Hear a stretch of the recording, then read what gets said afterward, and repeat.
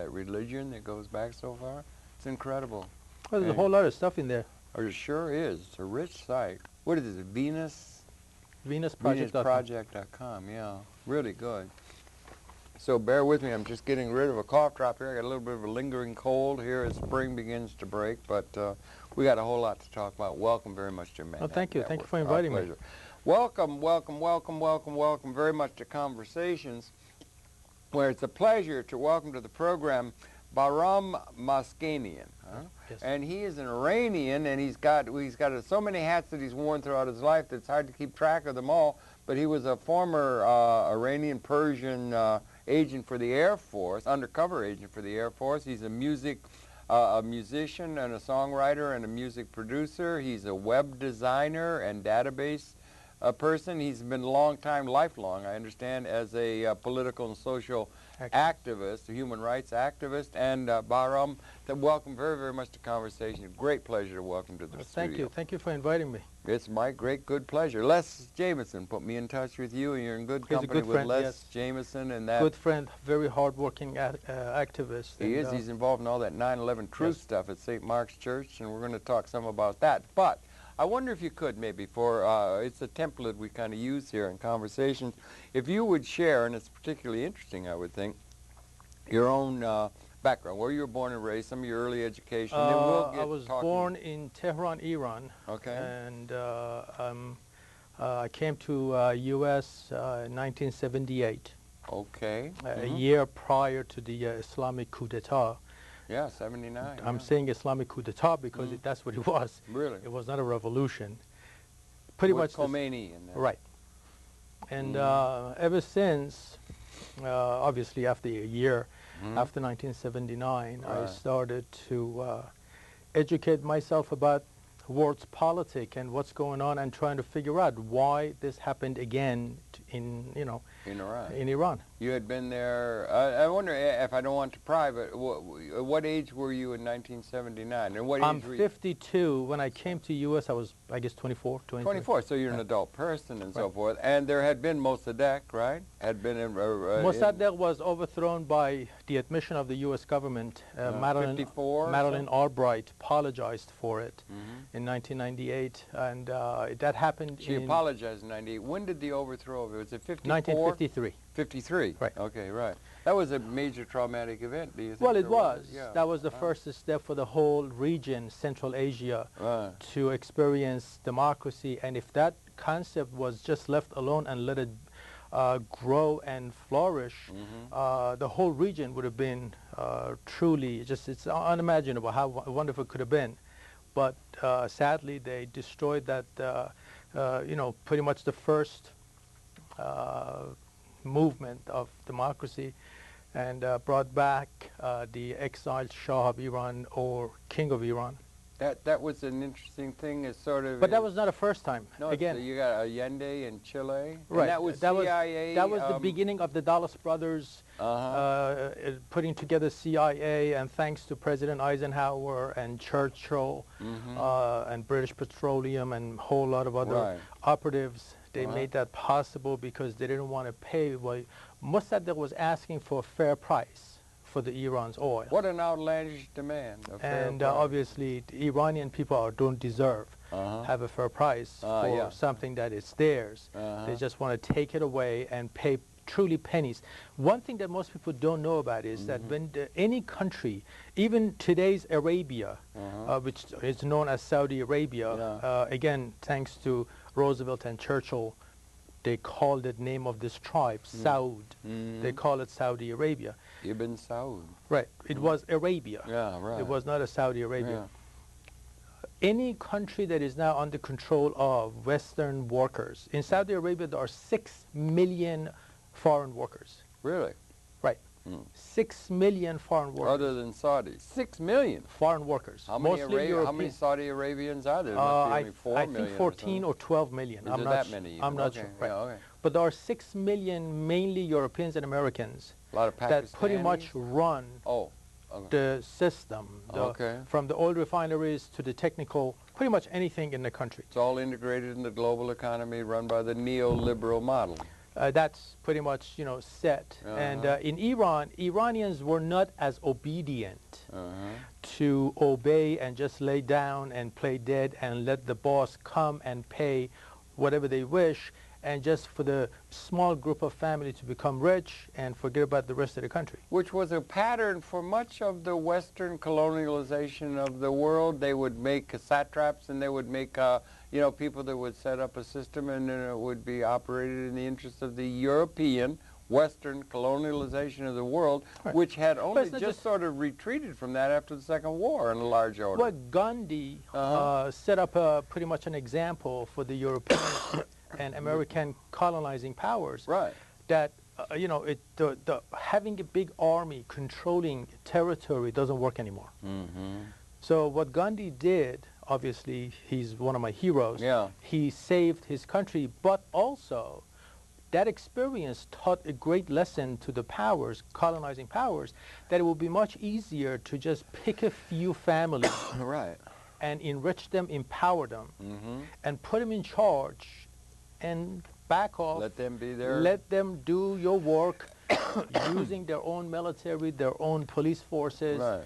Do your dirty work for you, and you just stay in the back. On occasion, you pretend that you are concerned about human rights. Right. You put an ad or two in a paper. You kind of criticize government or some leaders. Right. But it's just a joke.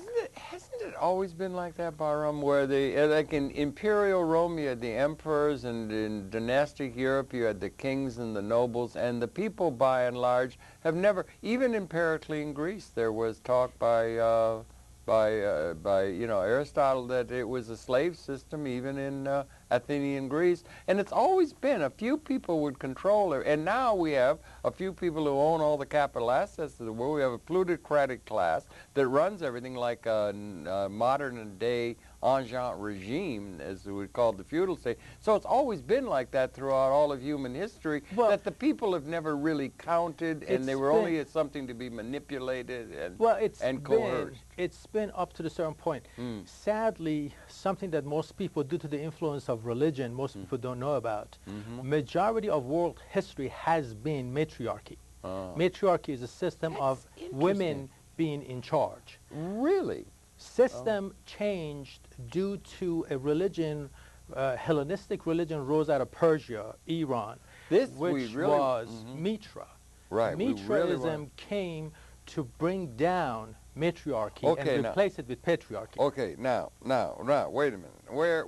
What chapter and verse, where are the examples of the matriarchy, not matrilineal, but matriarchy coming out of written or knowledgeable history?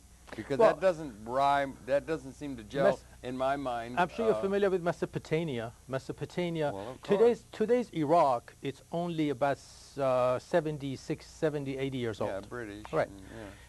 Before Ottoman Empire took Iraq and separated it from Persian Empire.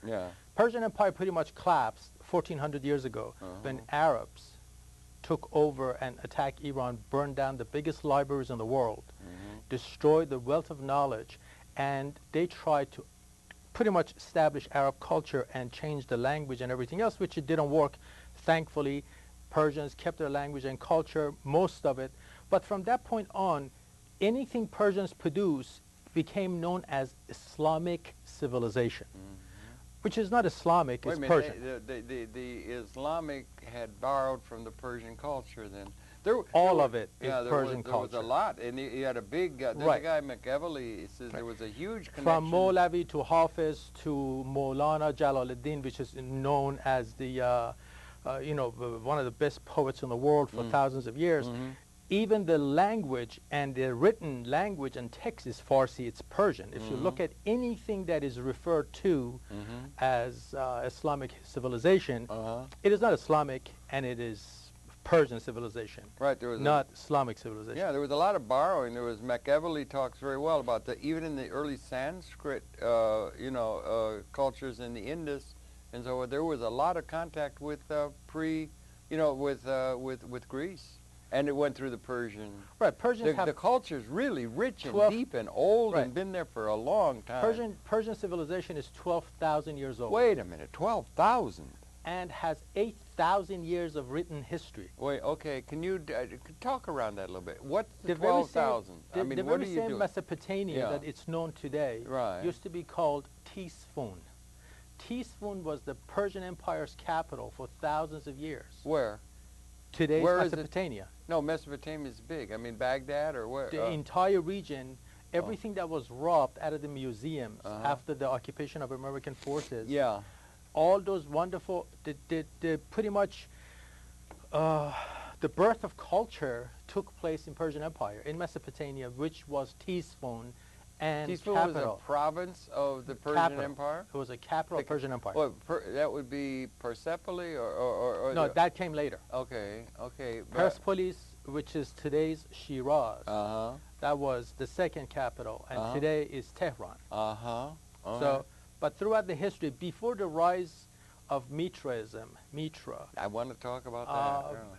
Most, pretty much even Egypt, queens and women ran pretty much the civilization on Earth, and one of the most peaceful period of history was when Earth pretty much ran under the system of matriarchy. Well, again, that's not familiar or doesn't jive with my reading of history. Most of the pharaohs were male, and most of the Cyrus and so forth have been male. Again, you have to think 4,000. Okay, or you're saying 12,000. Right. What? I'm talking about before. Years. That's way back. Yeah. See, the first religion that brought about and made it fashionable to make it one god was Mithra. Yeah, we want to talk about that. And if you look at Mithra today, it's 99% of Christianity is plagiarized from Mithra. I know. There's a page on your site that is absolutely fascinating about this Mithra. I didn't know. Share with us Mithra. And even if you go to the London museums today, the evidence of text, artifacts, all there. And obviously due to the influence of church, nobody talks about it. But the fact remains that before there was any sign of Christianity or even Jesus or anybody else. Or Judaism. Or Judaism, it was Mithra. Okay, now talk to this, please. Mithra was a fellow that came out claiming that he was born in a stable from a virgin mother, and he was conceived through immaculate conception. He claimed the Holy Trinity, the Father, the Son, and the Holy Ghost. Sunday and Saturday was the days he claimed that everybody should take the day off.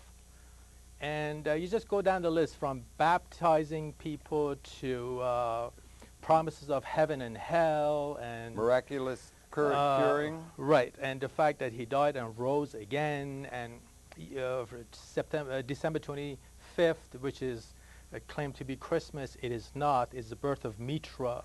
Before it was any, notion of Christmas. This was a person who existed in Persia, or in Persia, and 4,000 BC. 4,000 years ago, 2000 BC. No, 2000 BC, and so 4,000 years ago, and that it was the basis of that is just a carbon copy of what became Christianity. Right. Except all the stories that Paul and Peter and John and everybody else wrote, adding to 2,000 years ago, Constantine, the emperor of Rome, decided that he wanted to have a Roman religion. Up to that point, the hierarchy and elites of Greeks, Rome, Persia, they were all believed in Mithra. Yeah, Mithra. Right. Really? And guess where That's not Demeter. No, M-I-T-H-R-A. They all believed in it. It was a religion of the elite. The religion of the elite. Now we're talking when until Constantine? 2,000 years ago, Constantine decided that he wanted to change that. Well, that was around 300 or 350 A.D. Constantine, and the Roman Empire became Christian, right? Right, 2,000 years ago. The Constantine conversion, yeah. Right. Yeah. And then the biggest temple of Mithra was Vatican Hills. No fooling. There was a temple in the Vatican? Mithra, right. Vatican Hills. Today's Vatican in Rome used to be the biggest temple of Mithraism. Really? Yes. Now this is all validated in historical records, right. and there's great. You've got references to the references of this. References. You can go to any library anywhere in the world, check that out. And when I wrote did the research and I did the report, I personally emailed it and faxed it to Vatican, to everybody, and any email or fax number that I could find. You get a return? Nothing. No reply. Obviously.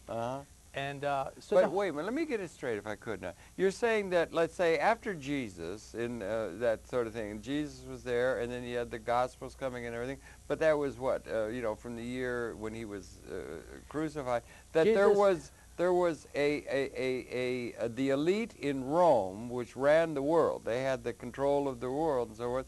There was a worship of Mithra in Rome, and the Vatican Hill, or the Vatican site Hill today was the site of the temple to worship Mithra before there was any Christianity or anything of that sort. And all of these characteristics of Mithra line up with the Christian Christianity was plagiarized from Mithraism by the elites of Roman elites, Greeks and Jews.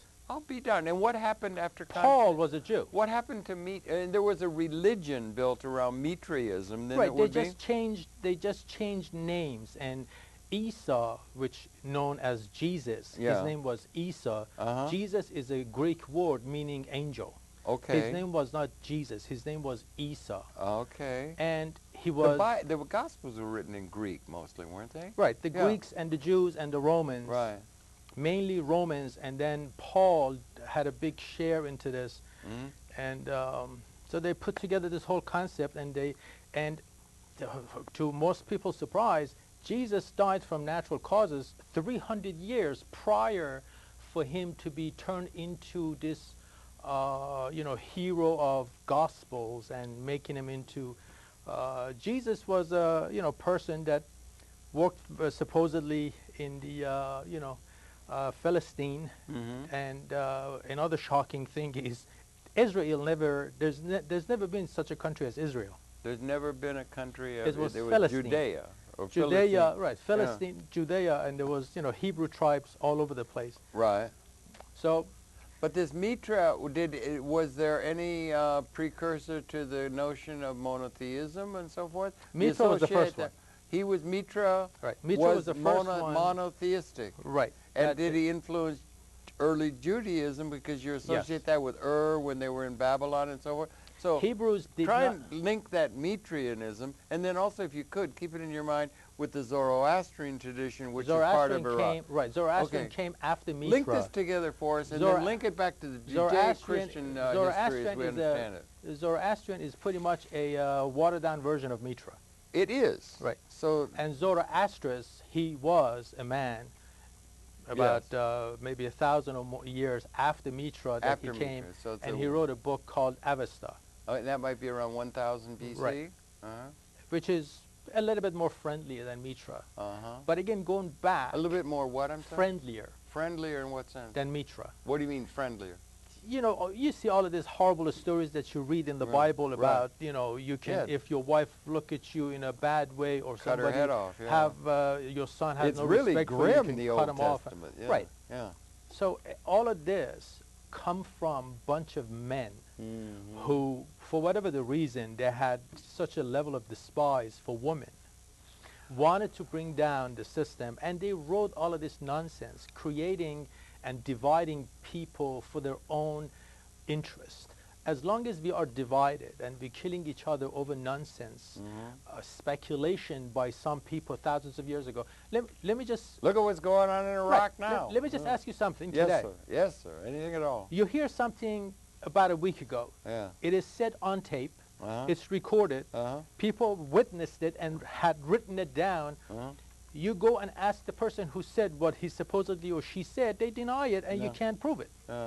How can you believe and prove something that was written 2,000 or 3,000 or 4,000 years ago? Yeah, I know, or something that's for hundreds of years, and then the scribes, and remember, everything was doing everything by hand. Right. And the scribes would have a little thing in the side, and then they would stick it in there, and then, do you ever do a thing where you tell somebody a story on a line, and then they go down the line, and by the time you get to the end, you can't recognize it?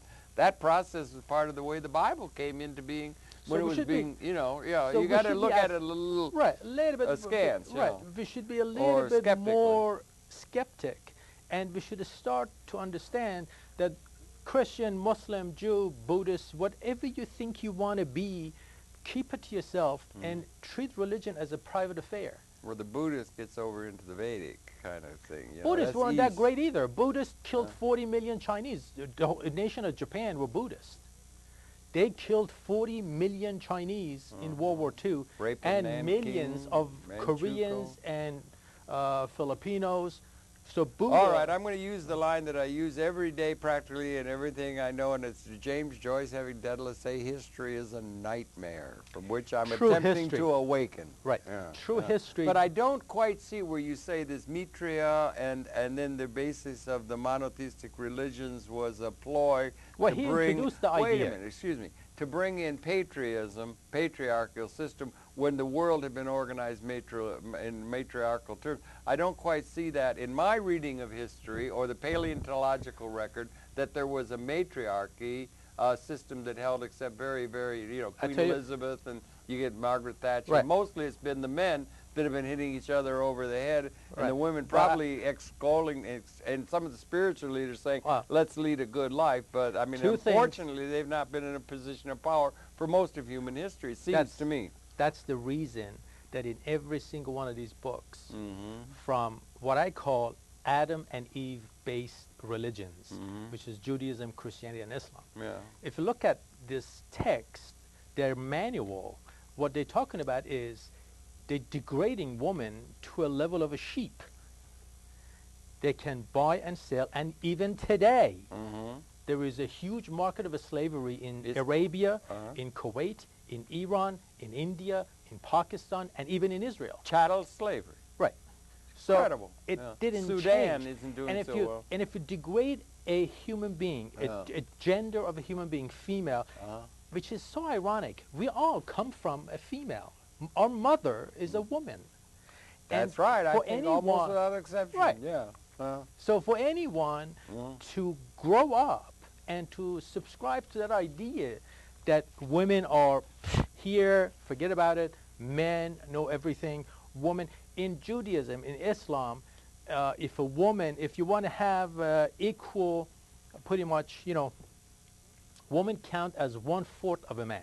Well, they had the slaves counting 3/5 of a man back in America, even in the enlightened age of 1776. I mean, you know, I mean, it's been, and also it's been, I think it's not, if I may, it's women, yeah, but in fact it's along class lines or something. Of course. It's always been a few people who had the power of the club to exert control, political control over the situation, and who had the power of the club? It was men, because they were strong. We still and have that it was today. the jungle out of which we've come. Right, we still have it today. So, and you still got the same thing, and all the shoguns in Japan were men, and the men who ran on the horses, and the kings were men, and, you know, that's what I'm saying. I don't know where you get this patina of maternal, you know, or matrilineal. I grew up with the before the you know, the monotheistic religions overthrew matriarchy that had been before. I don't see evidence for there having ever been matriarchy, except maybe the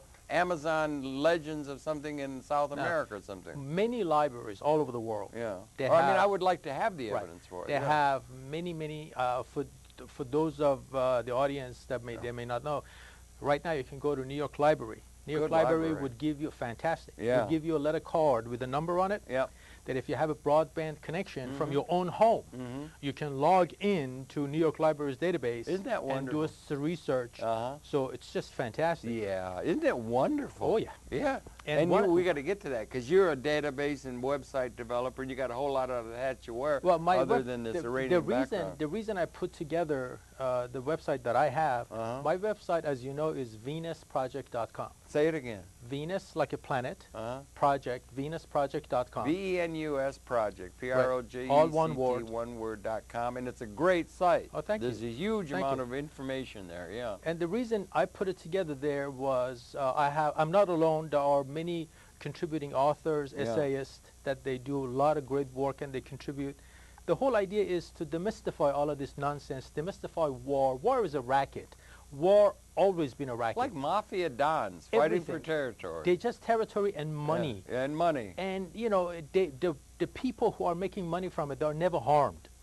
We, the ordinary people. That's what I was saying. It wasn't only the women. It was practically all the serfs in the field wallowing around in the mud all throughout history. Well, women even had it worse than we did. Well, all right, maybe. And the kids had it worse and the dogs had it worse. But one of the funny anecdotes, when I was growing up, my parents divorced when I was a very small kid. I learned to take care of my brother, but my uncle and my grandfather were wonderful. Very, very philosophical, political, and my uncle had an incredible memory. He had memorized books and volumes of unbelievable poetry. Are you talking back in Persia now? Back in Tehran. Okay. And they introduced me to this wonderful history and old books of going back thousands of years that the friends and family had that you weren't supposed to have. Even at the time of the previous king of Iran, the exiled king of Iran, you were not supposed to have things that would, books or literature that would dispute any facts of Islam. What king are you talking about? When? What years are you talking about? This is prior to 1979. Prior to 70. Well, wait, when I was growing up, when I was a teenager. You had Mossadegh. No, and when was Mossadegh? I was born. Right. I was born when Mossadegh was overthrown. Oh, so you were you were young then? Yeah, right. Okay, but did that resonate with you? But yes, of course. And did it resonate with the Iranian people? Well, you see, nobody ever confirmed it. And for the Iranian people, it was just a rumor. Nobody confirmed. No. That the Americans and British overthrow the first democratic system. Mossadegh. I think it's a huge subject. It was a rumor, but nobody ever came out like as I said, Madeleine Albright came out for the first time in 1998 and said, "We're sorry, yeah, we did it." We did it. All right, she did. British. Is that on the record? Yes, it is. It's like Mr. McNamara saying we made a mistake in Vietnam 30 years after killing 4 million people. C-SPAN was broadcasting it. And British yet to come out and accept the responsibility. Those Brits, they always lag with their Gatling guns and Tommies. So the point that I was trying to make was, my grandfather, my uncle, I was exposed to fantastic literature. Okay. Well, there's a huge, rich tradition, you know. And this was a literature that pretty much was very rare, and maybe you could find copies of it in Western countries, but not in countries like Iran, which Islam had a high, kind of very strong grip on the educational system and on the public. Is it in Farsi? Or yes, it was in Farsi. Oh, okay. Yeah. And the literature would tell you that how the system worked, how the matriarchy system was so peaceful and beautiful, how the matriarchy system built the first pretty much, you know, if you want to call it the first economic or, business road connecting China to Persia, which is called Silk Road. Silk Road was built by the Persian Empire. That's what they said. There was a lot of trade between India and Greece in ancient times. Yeah, even on to China. Yeah. So, but if I may, matriarchal. Why is it associated with matriarch? It was peaceful. Because they made the whole thing possible. But is that documented? Who was the queen of Persia that we identify with? I'm trying to read it from a historical perspective. That's not fairy tale kind of thing you're saying about. There was a time when everything was peaceful and the ladies ran things and everything was okay. That seems to me like a kind of thing that doesn't resonate with my idea of history. Right, because the idea of history, people are brainwashed to think that 5,000 years ago, Abraham and Judaism and everything began the world, which is nonsense. The world has been around for billions of years, human culture, and there are, recently they did I was watching the documentary that they did a blood test and DNA test. Isn't it great? Of tracking human movement all over the world. I know, it's great. The journey of man. Right.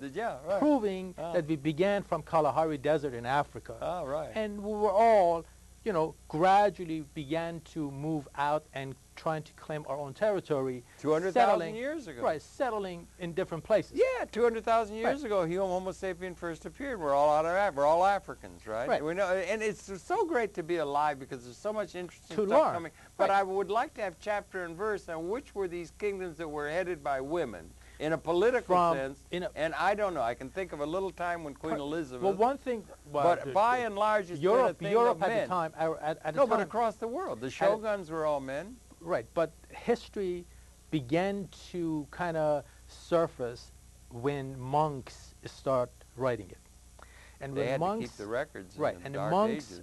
obviously have a bias toward true history.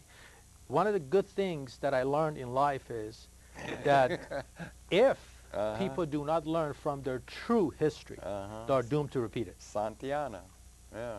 So history that we're taught in the schools are way, way different than the true history. I know, and they manipulate us so, don't they, though? It's really So, true. Sadly, if you really want to find out the truth, you have to seek it. You have to go and look for it. And now you can get the truth more and more. Are you encouraged? Now, maybe we can segue a little bit, because that's really interesting in that thing. We're one and all recommended to go to your site, run down this Mithra thing, this religion that was so ancient and had such a carbon copy description as fit Christianity almost to the T. It's amazing and everything like that. There is nothing original about Christianity. Right, okay, that's really, and that's all very interesting. But there's so many things interesting. But also there is nothing original about Islam. Islam is copied from Judaism. Right. Except with, certain touch-ups and changing few names. Well, they claim to be of the book, as they put it. They will say if you look at every single one of them, they all are written by a bunch of men, mind you. That's what I'm saying. The whole history has been written by these dumb men with clubs in their hands. These are the men that they preferred company of sheep than women. These are men who prefer to be, pretty much locked up, not physically, but just they pretty much put themselves in the caves for hundreds of years, writing and doing all kinds of nonsense, thinking that they are saving the world.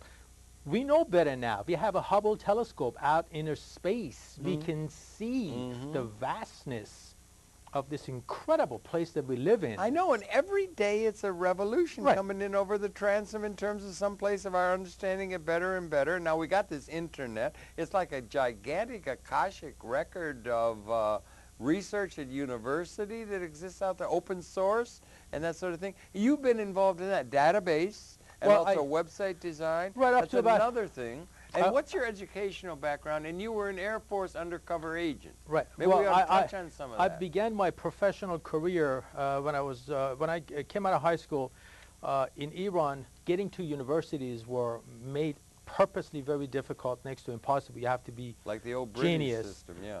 So there is a reason for that. You're another genius. Well, sadly, no. You're not? You're not a genius? No, I'm just an ordinary man. Yeah, there's so many geniuses. Yeah. And there is a reason for that, and that is to kind of pretty much, we call it brain drainage. Meaning that, all the talents of Iran, instead of getting decent education in Iran, they would move to Europe or America, and they become pretty much the citizen of these nations. And who suffers? Iran. The brains of the country. You're an American citizen now? I'm a U.S. citizen. And so you're part of the brain drain?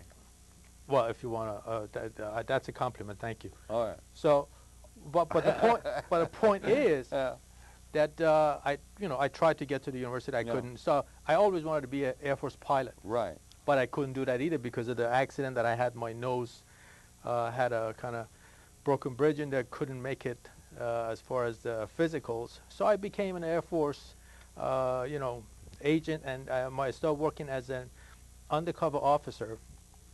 And when I started doing this, I didn't know I'm not supposed to take the job seriously. You were like a spy? Well, not a spy. I had a position as a quality control, but my real work was to find out that if we are buying this flower pot or file or a hammer or a parts for airplane, what they cost is, where they come from, who's buying it. Oh, I see. And if something is really has a red flag and it's kind of raising some suspicions, reported that this is kind of weird. One of the pretty much very unusual thing like that an I found, agent. Right. Yeah. One unusual thing that was the last thing that I did, and after that I quit the Air Force, was I found a piece of stainless steel, size of a business card, about a ½ inch thick, and the price on an invoice came $11,000. Smart this card. This is 1976, 77. Yeah. So I thought, what's in this? This must be some sort of a platinum or something. Yeah, right. $11,000. Right. So I took it to the metallurgist in Tehran, and I asked if they could just make, without harming it, if they can test it and make a copy of it. They made a copy of it in Iran. It would cost about 10 cents. Okay. Well, so I took it to stainless steel. Yeah. Okay. So I took it to my commanding officer, and I, wrote a report and I explained it to him. He made me sit down. I said, listen, aren't you curious that why none of your reports ever been kind of taken seriously? Nothing's ever been done. Listen, son, that bought me the yacht. He said, you're not supposed to do this. You're just supposed to enjoy, you're getting a good salary, you have... yeah.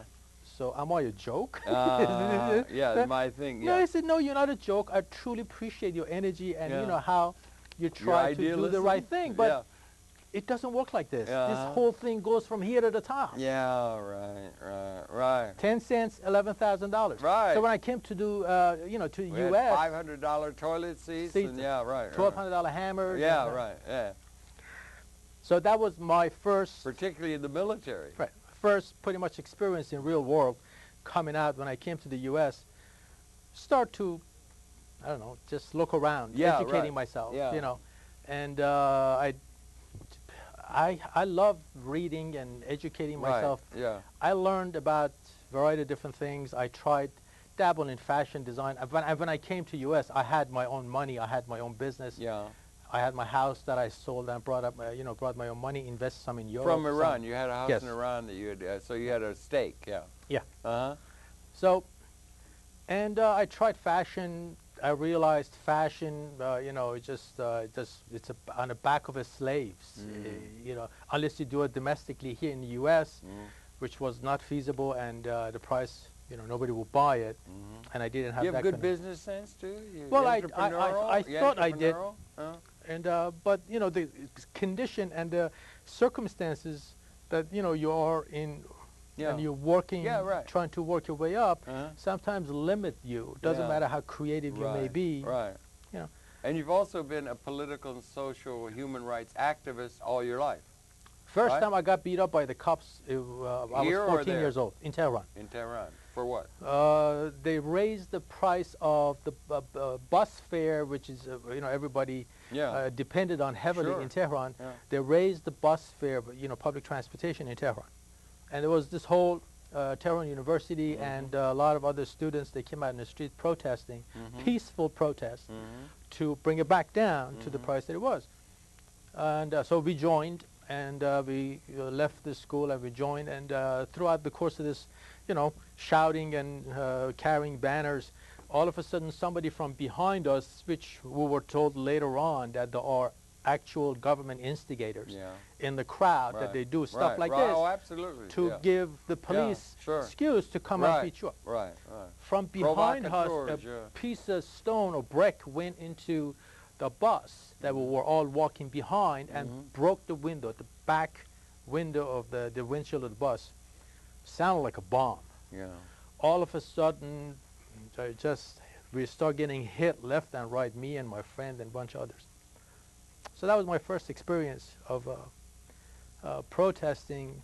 But did you get arrested or something? No. My friend got arrested, and all of us, we got together. We started going to the shopkeepers and shop owners of the neighborhood, asking for help. They wanted $1,500 Iranian money, equivalent of $250 then, to let them out. That was the cost of the back, window for the bus. Do they have that term bakshish, where it's a bribe? That's it. No. Islam? Is that bakshish in Farsi means forgiveness. Forgiveness. Right. But the term is used when you bribe an official.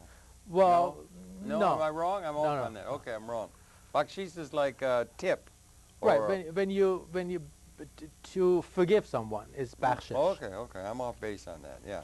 So we kind of pretty much went around and we got the money and we took Before we leave Iran and we get here and we want to focus in on you're doing now, that thing about Mossadegh and that idea of the consciousness of the Iranian people, does that resonate in Iran now? We've got a situation in Iran where they're going to develop, you got the new president saying really harsh things about Israel. You got him talking about the atomic program been used. and all that stuff. Could you set some of that straight? And what, I mean, I think that, in my mind, the overthrow of Mossadegh was a huge development that really brought a lot of deep but it wasn't the feeling first one. against the West. Right, but it wasn't the first one. No, no, it's been a long The first, pattern. 1941, Shah, the previous king of Iran, his father, Reza the Great, he was a truly magnificent man, and he was trying to get rid of the mullahs, rebuilding libraries and universities, and he was doing a lot of very good things. But for whatever the reason, since he was using German technology and he was, you know, pretty much getting assistance from Austrians and Germans to build the infrastructure of Iran, suddenly he fell out of favor, and he was told that it's a better idea for him to leave, and they replaced him. British and Americans replaced him with his young son, which is the ousted king of Iran. At the time, he was only. That's the Shah. Shah, I find it a bit, uncomfortable to say, because you got to be Persian. But that's who you're talking about. Right. Okay. But Shah, people use it in European and American as his first name. He was a king of a nation. Right. It was not a Shah. He was a king of a nation. He has a name. Anyhow. But his father was ousted and replaced by his 20-year-old son, which at the time was the ousted king of Iran, inexperienced and completely in the hands of so-called allied forces. And all manufacturing bases built by Austrian and Germans were bombed by the allied forces. I'll be damned. Okay. This is 1941. What I'm trying to get, and you associate Iran with Shia, am I correct? Religion, and then you've got the Hezbollah. And you've got the Hamas has now been voted in Palestine. What is the dialectic between Iran currently and the Middle East thing, West Bank and that sort of thing? And do you relate to that? And how do we understand what the realities are with that thing going on in Iraq that begins to look like the West Bank in the country of Iraq now? Two things. One, Iranians are not Arabs. I know. They're Persians. Yeah, that's right. And 17 runaway Republic of Russia used to be part of Persia, which was lost in 1907. Where? The so-called 17 Republic of Russia that are now independent and free. Where is that? You mean which one? Kyrgyzstan, Uzbekistan, Tajikistan. All of these these are Persian. Yeah. Yeah, there was up Bactria up there, where Alexandria went. That was Afghanistan. Afghanistan didn't exist, was part of Persia. Pakistan didn't exist, was part of Persia. During Darius' time or something? Or No, up to just about 100 and some change years ago. Okay. So religion had some sort of a very volatile, existence in my country, because when the King Reza the Great, the father of the ousted king, was in charge in Iran, he truly brought back education. He actually took the hijab cover off Iranian women. He made it illegal for any women to wear the Islamic, chador and all that. But obviously that didn't sit right with the people who didn't want that. They wanted to bring back Islam. And Khomeini, the funny story. 79, Right, Khomeini was not Iranian. He wasn't? No. You know who Khomeini's father is? No idea. They call him Haji Williamson. Williamson? From Bristol, England. No kidding, really? Yeah. I didn't know that. Yeah. Nobody knows. He was in Most Paris people don't for know a that. long time before he came back. No, for just a few months. He was exiled to Iraq after 1964 when he tried. And they seized the hostages and all that stuff. Mr. Carter was voted out. Mr. Reagan came in and all that. That was another nonsense. That the Jimmy Carter, and the CIA and the father of the current president and quite a few other people got together and they created what became known as October Surprise. Yeah, right. Which was a hostage crisis. That was a phony, act. Just remember, the hostage crisis and the demand for hostages was to return the return of King of Iran, the return of billions of dollars worth of weapons already paid for by Iran Air Force. Right. I remember that. Yeah. Was kept in the warehouse in Florida. Right. The return of billions of dollars of Iranian gold kept in Fort Knox. Really? As a collateral for international trade. None of these conditions were met. The minute Ronald Reagan was inaugurated and said, I do, 20 minutes later, they released the hostages. I'll be darned, yeah. Why? Why? You tell me. Right. You tell me. Well, I'm telling you, it was a setup. It was a setup. Right. It's all set up and it's all documented.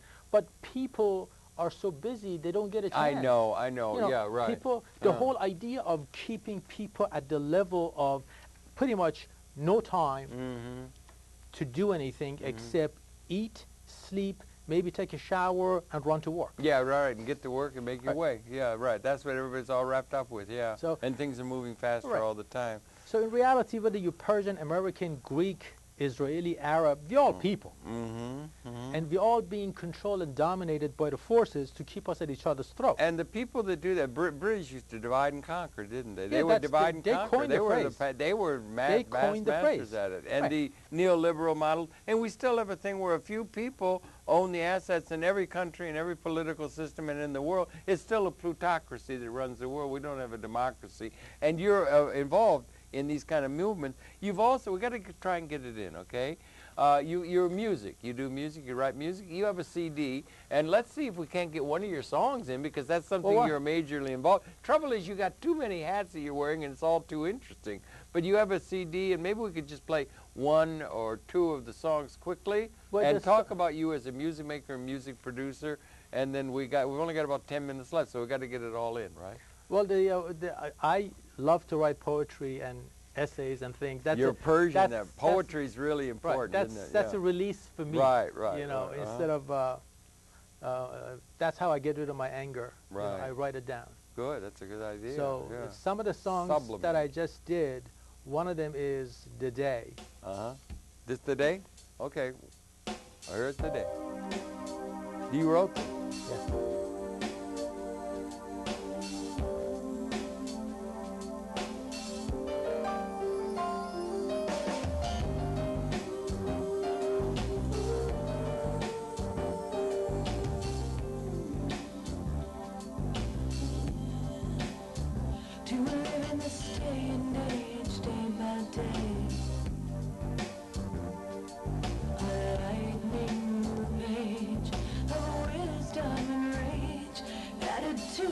Chapters of our lives, wonder book, trying to get wise and take a closer look.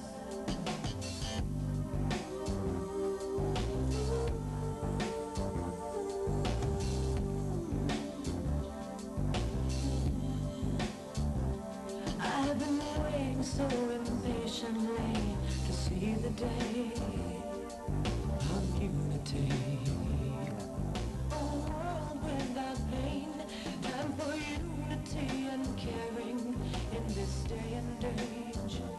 Time to break the cage of ignorance and war.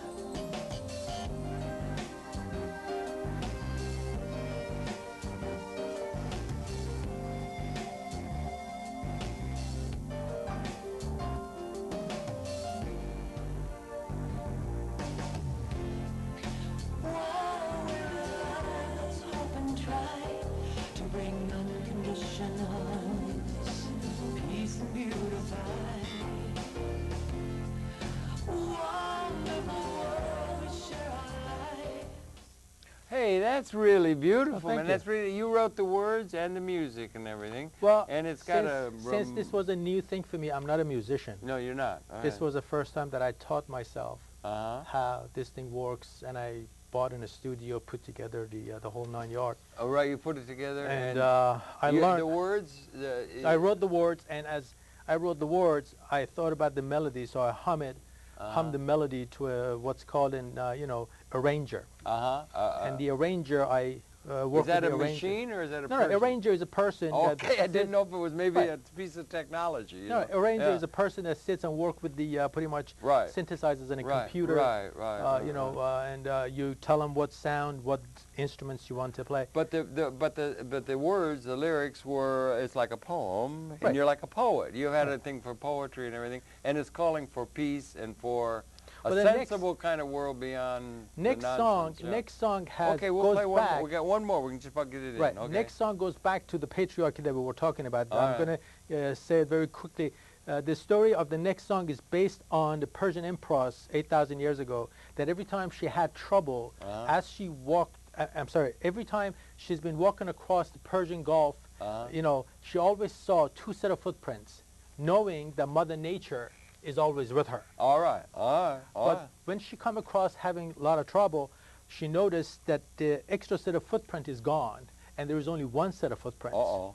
So she, nevertheless, she did the work, and she realized after the work is done that the extra set of footprint is back. All right. So she turned around and says to Mother Nature, "Where were you when I needed you? I only saw one set of footprint." And this is the song now. What's it called? Not Alone. Not Alone. Okay, we'll play this too, and we're talking with Bahram.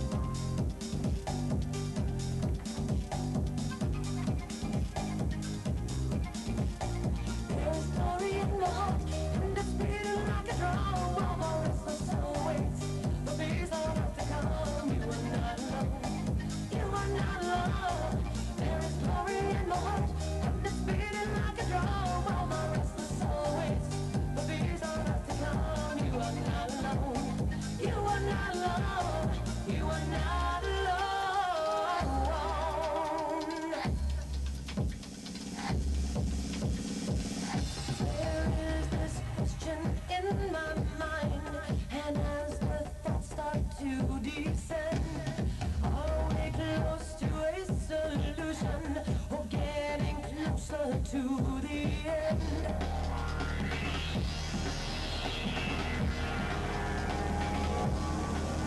There is glory in the heart, and it's beating like a drum. While my restless soul waits for peace on earth to come. You are not alone. You are not alone. There is glory in the heart, and it's beating like a drum. While my restless soul waits for peace on earth to come. You are not alone. You are not alone.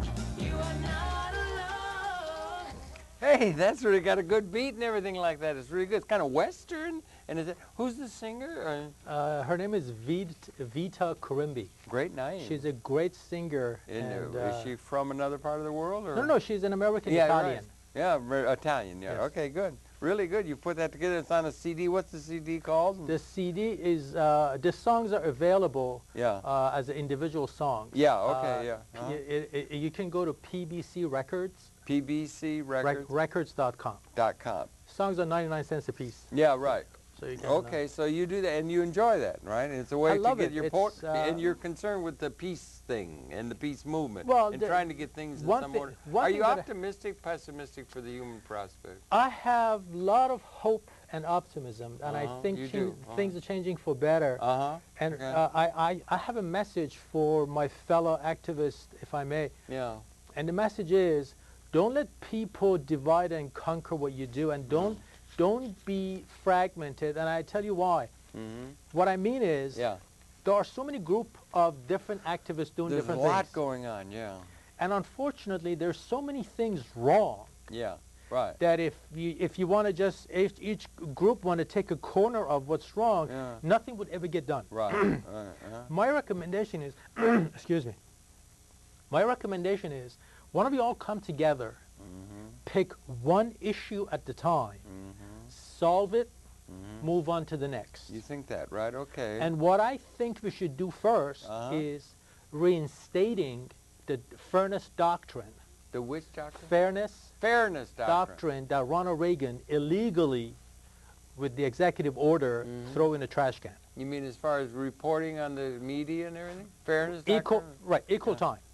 That if networks are using our airwaves for free. They don't pay a penny for it. Right. And it's estimated by themselves somewhere in the neighborhood of $80 billion a year. Yeah, it's huge, yeah. So all we're asking is... That's what makes the politics so expensive, yeah. If you don't have a voice, I don't care what you do and how good at your activities you are, you're never going to get the audience and you're never going to achieve anything. Okay, so it's the media. And we have to have the media. Yeah, right. So what I'm recommending is for all of us to come together, learn what it means to boycott and force the media companies to become with the fairness, reinstate fairness doctrine. Well, and second thing is we have to move to paper ballot for election. Oh yeah, that's something else, isn't it? It's like the election is just We got it. Diebold voting No machine. machine is trusted. No machine is trustworthy. I don't care who makes it, who controls it. Paper ballot anywhere else in the world. Paper trail, yeah. Paper ballot is used for election to determine Or if there's a computer system that has a paper trail that can be followed, and you can follow. Still is a chance that could be manipulated. Well, those are two big issues, and the trouble is there's so much interesting in your life, and your site is so rich, Well, and thank you. there are links to the things, the music, and that those are two huge issues. We're very concerned with media here because Thank we're you. part of the indie media movement, trying to be in terms of public access, and there's some hope also from the internet. It seems to me there's communication. One of the things we want to do is to let know, because you're involved with Les Jameson, so am I, and the people like that, and we want to let them know that on New York Challenge's New York Attorney General Elliot Spitzer, and there's going to be a demonstration on Wednesday, March 22nd, the day after this program airs, at 12 noon, and that's going to get together at 120 Broadway, south of Fulton Street. There's going to be a lot of activity focusing there, and there's going to be a gathering of some of the 9/11 truth people and that kind of thing that want to bring truth to the surface to get something to fill those airways when the fairness is allowed, and so forth. And it'll be on that day, so we want to get that word in for Les Jameson and the 9/11 Peace Truth movement that you're part of. And thank you. Thank we you. could go on talking Thank at you. great length. I really thank you for sharing so much of your wisdom. Do we your have wit. do we have a few seconds that I We have about we have about a minute and a half or so, and there's something you wanna- want to let people know? I want to Good. share something with all of my fellow New Yorkers. Yeah. This is a canvas bag Yeah. that I've been using Let me see for my what this is. grocery. Food for thought, natural food and produce. Right. Ridgewood Plaza shopping, yeah. I would like Yeah. to ask everybody to please get one of these Uh-huh. and do not accept plastic bags from supermarkets and stores. You could just fold this, put it in your purse, your briefcase, and use it when you go shopping. Put your grocery in this. And the reason I'm asking you that is the plastic particles are choking our planet. No kidding, really, yeah? Okay. There are, it's just Yeah. amazing from the oceans to the airs to the soil. Uh-huh. Plastic is not biodegradable. Mm-hmm. Yeah. So please help our planet. Tiny little canvas bag will do the trick. That's one other thing beyond the fairness doctrine. And what was the other thing you said? The Paper ballots for election. paper ballots for election, and the 9/11 truth movement, and canvas bags that can get rid of the polymers that are clogging up, and the overused. Right. Yeah. And there's that is yeah. something so simple that every single one of us could do. Thank you very much for sharing this. We only scratched the surface. Go to a site you recommended. We've run the credits. I presume they should run the credits. And we've been talking then with Bahram, and it's Maskanian. And he is a very interesting website, and we recommend one and all to go to that. And we thank you very much for sharing the wisdom of this religious thank thing you. that goes back 2,000 years, the culture. Thank you for and inviting the me. current work that you're doing. I wish you all the very best, and let Thank us you. by all means stay in touch. And everything. Thank you. We invite you to tune in. We'll come back again tomorrow. That's it for now. Bahram, thank you again for everything and for participating. We'll see you tomorrow. So the trouble is there's so much to talk about, because one thing goes off like another and everything, but it's really interesting.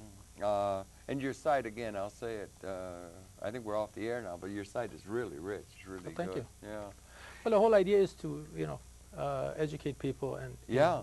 kind of Well, you do a good job there. invite and them to come in. you understand well. You do web design and database design, so you understand cybernetics. I do the whole pretty well. site myself. You do, yeah. I manage it and I program it myself. And you also know how to deal with databases, and you're Right. sort of cyber Well, savvy. up to savvy. 1996, Uh-huh.